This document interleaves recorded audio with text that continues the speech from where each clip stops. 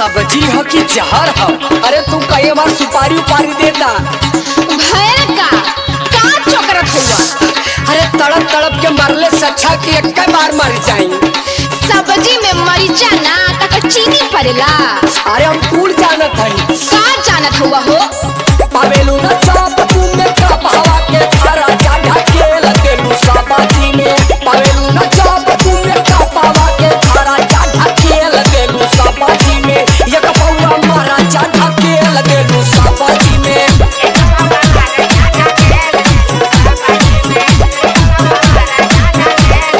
DJ परी जानत कुल हुआ बाकी मानत ना हुआ। तू हमें ठीक से पहचानत ना हुआ कि हम का चीज हई। हाँ तो भाई तू तो जनात देहलू।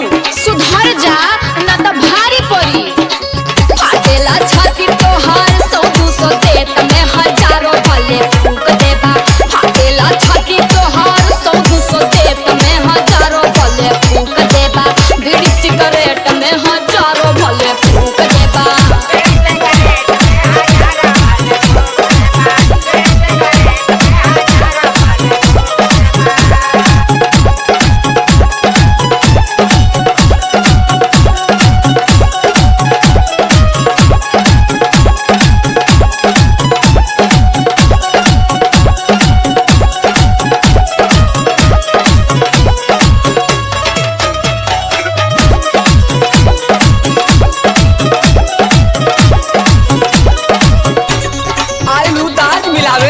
कितना हम खेलत हई हम ही जानत हई।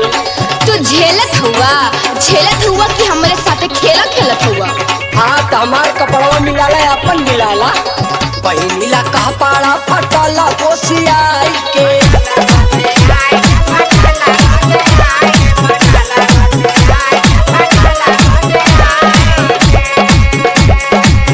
अपने रखेलू हर महीना में लियाई के।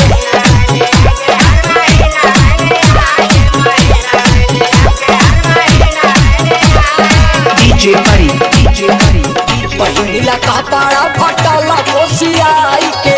अपने रखेलू हर महीना में सियाई के। फैशन के तोहरे बागाओ घर में चारा जाढ़ा के लगेलू सब्जी में। फैशन के तोहरे बागाओ घर में चारा जाढ़ा के लगेलू सब्जी में। एक बउआ मारा जाढ़ा के लगेलू सब्जी में।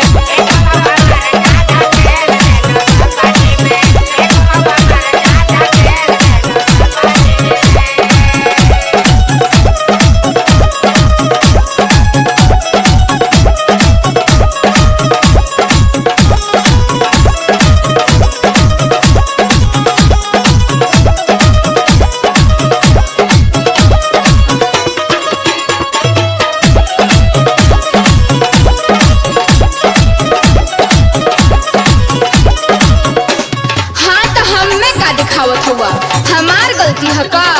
अपने ना ध्यान देवे के चाहिए। का ध्यान दे?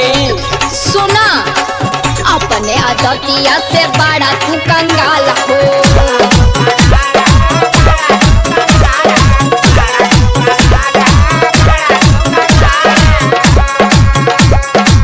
चाहे दारू गांजा नहीं कपड़ा के ख्याल हो।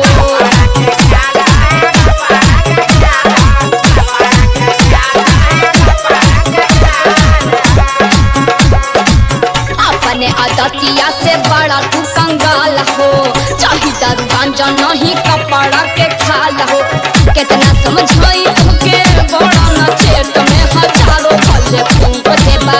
कितना समझाई तुमके बड़ा न चेत में हजारों भले फूक देबा। बीड़ी सिगरेट में